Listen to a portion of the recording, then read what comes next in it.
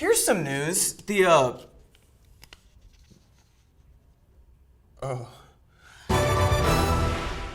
apparently you take a week off doing the news, and then Nazis hold rallies and kill people. Let me back up.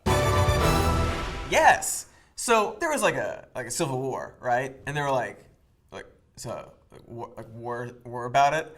And depending on who you ask, it was about Southern pride, or states' rights, or that black people are inferior to white people and should be slaves. For example, I could ask you, or a relative of yours, or the Vice President of the Confederacy, Alexander Stephens, who in a speech after Abe Lincoln's inauguration and the secession of South Carolina, Mississippi, Florida, Alabama, Georgia, Louisiana, and Texas said, quote, "Our new government is founded upon exactly this idea. Its foundations are laid, its cornerstone rests upon the great truth that the Negro is not equal to the white man, that slavery, subordination to the superior race, is his natural and normal condition. This, our new government, is the first in the history of the world based upon this great physical, philosophical, and moral truth." And I feel like we gotta just start off there, right? Because otherwise we're just goose-stepping around the issue at the heart of this: racial superiority, genetic superiority, and statues, I guess. Statues of the generals and figures who led the charge for the slavery side of war. These are generals who lost, surrendered, became symbols of being so pro-slavery they would have died for it, and are now honored and commemorated in public spaces. Like in Germany, how they remember the Holocaust with Hitler statues and more Hitler statues. Do we have a clip? Do we have clip art? But now we have slave generals just statuing around in parks and stuff. And after Googling, "Are museums a thing?" it was decided that one of these racist statues in Charlottesville, Virginia, was to be removed from Emancipation Park, which was formerly named after a general that fought for slavery, then surrendered, Robert E. Lee, because nobody wants to shoot hoops at Hitler Park. Now, a lot of these statues aren't even historical relics. They were erected for explicitly racist reasons. In the 20s, when the KKK was at its peak, Confederate statues went up to keep saying "f*** you" to black people. In the 60s, during the Civil Rights Movement, more Confederate statues went up to keep saying "f*** you" to black people. That's why these statues exist. If the removal of these public statues genuinely upsets you, think about why. And before you talk about the destruction of history, Google "Are museums a thing?" Because if you want to make a museum of white people who put up statues to tell minorities to eat shit, go ahead. I hope everyone goes to laugh at your dumb museum and then takes their money back. So a protest was organized called Unite the Right, which was meant to do the words that those are. Or as one attendee said, it was meant to take a step towards the GOP becoming a party for whites. And dude, you coulda just stayed home. Other protesters said Nazi stuff because they are Nazis. The crowd of white supremacists and fascists descended on the objective symbol of racism to protest the removal of the objective symbol of racism, as left-wing protesters resisted the racist fascists. There was violence from Nazis and violence from people resisting and protecting others from Nazis, which according to some people is the same. And the next day there were more protests, and then a Nazi killed a girl with his car and injured many other people. And then, well, I guess it's time to talk about the president. That's right, the president gave a statement about the white supremacist terrorist attack that included a lack of a condemnation of the white supremacists who support him, a flippant remark about how there was violence on both sides, one Nazi and one anti-Nazi, and he even threw in a couple of dog whistles, which are phrases that sound normal on the surface but purposefully mean something else to racists. For example, when Ronald Reagan gave his campaign speech in Neshoba County, it was a few miles from where 3 civil rights activists died, and the speech talked a lot about states' rights. States' rights? Where have I heard that before in regards to the Civil War definitely actually being about black people's inferiority? It's white people, but then, okay. Oh, right, sorry. From racists claiming the Civil War wasn't about that. Yes, I see. So in his first statement, Trump talked of how all the Nazis wanted to do was defend our rich heritage, a dog whistle to racists. And that was his first statement, which was praised by white supremacists who think the president is on their side and trying to protect them, but only because of the things he says. It's just words, folks. It's just words. Nice. And days later, Trump begrudgingly came out and condemned Nazis, a thing that was previously thought to be Very easy, and said that he didn't want to jump the gun with his first statement until he had all the facts, a thing the president has never done before. And then he held another press conference later about infrastructure, but really he just yelled at everybody and quadrupled down on his original statement about how violence from Nazis is the same as violence against Nazis. So you know what? It's fine. And then rambled about how a statue in a public space that honors a man who betrayed the United States and fought for the idea that black people are inferior and thus should be slaves is the same as statues of things that aren't that.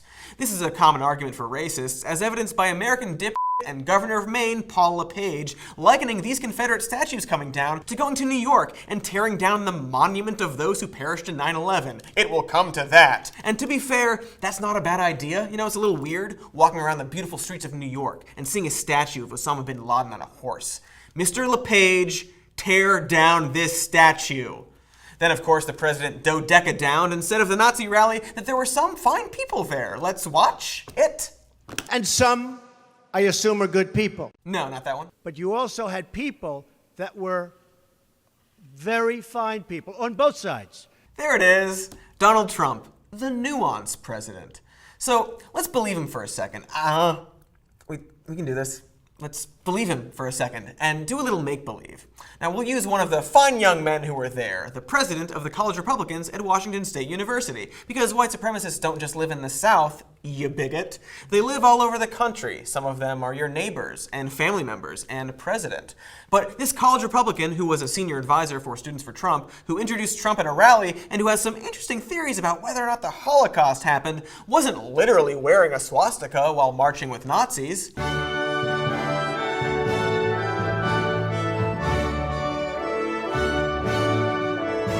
So let's say you're him. As a fine person, let's say you want to protest the removal of a statue that was put up to piss off black people while they fought for their rights after a war that was fought because people thought they were inferior to white people and should be slaves. And as a fine person, you get your torch and you get your Nazi phrases memorized and you tuck your polo shirt into your khakis and you march. And you look around and, oh wow, there are Nazis here. Is that a KKK flag? Oh, yeah. There are KKK numbers over there. Are those more Nazis? Is this mostly Nazis? Am I ideologically aligned with Nazis? Should I continue marching with Nazis? Or as a fine person, should I leave this place that is swarming with Nazis? Or as a fine person, should I stick around, ostensibly joining them, and shout angry Nazi stuff with them? Sadly, I do not know, for I am merely a fine person. This has been the tale of the fine person hanging out with mostly Nazis. This was more dog whistling. He's excusing the behavior of, yes, deplorable people who think that he agrees with them because he excuses their behavior. These racists and Nazis are out because the existence of Donald Trump is making them feel emboldened and like he's on their side and like he's one of them. The Nazi kid who killed Heather, his mom thought he was just going to a Donald Trump rally. And to find out why, let's play a round of wait, I wonder why. Let's spin the wheel. There it goes. Still going. It's not slowing down or stopping. Well, I guess we'll never know why. This has been, wait, I wonder why! But we shouldn't just say the president is a white supremacist or a fascist or a racist. He represents America, and one of the first things America said to the world was that all men are created equal. And, what? All men are created equal. Well, it's not true. Because some are smart, some aren't. You have to have the right genes. I have a certain gene. I'm a gene believer. Well, that's not great.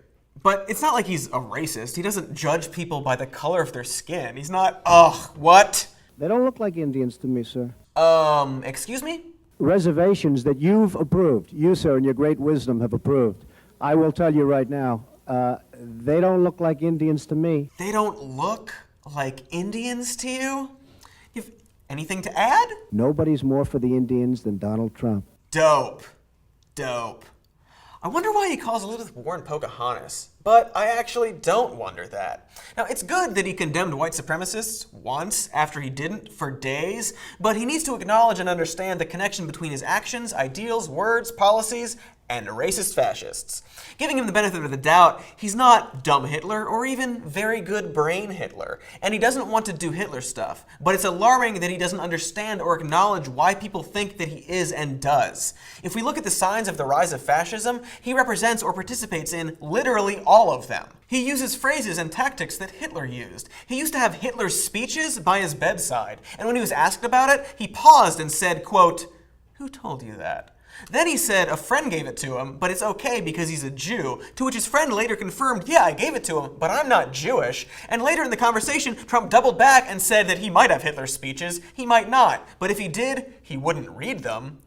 That's weird. Stop doing fascist things and saying fascist things and winking at racists and Nazis all the time. And I just need to take a break. We're gonna hold on. Here's a segment called But on the Bright Side.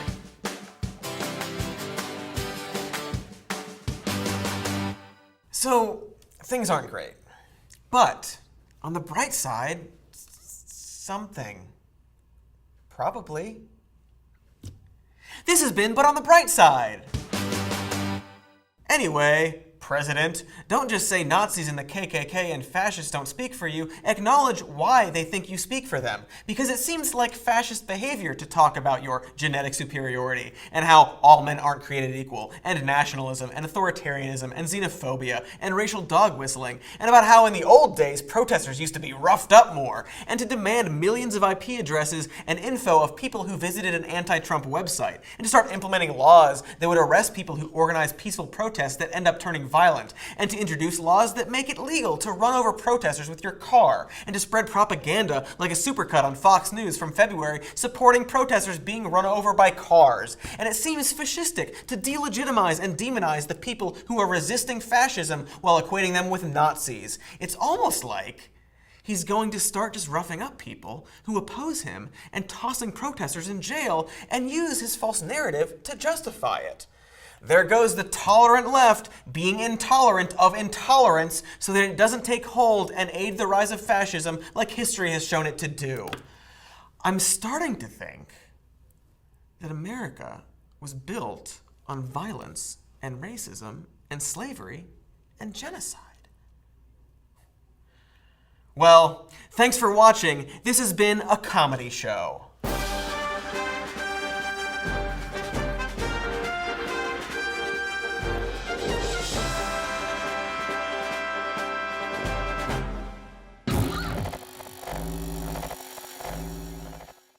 Hey, thanks for watching. Click the C to subscribe and the bell for notifications. I didn't even get to mention that the day after the Nazi killed that woman, Trump retweeted an image of a train hitting a person, a white supremacist saying, "What about black crime?" and someone calling him a fascist. He's good. The president is good.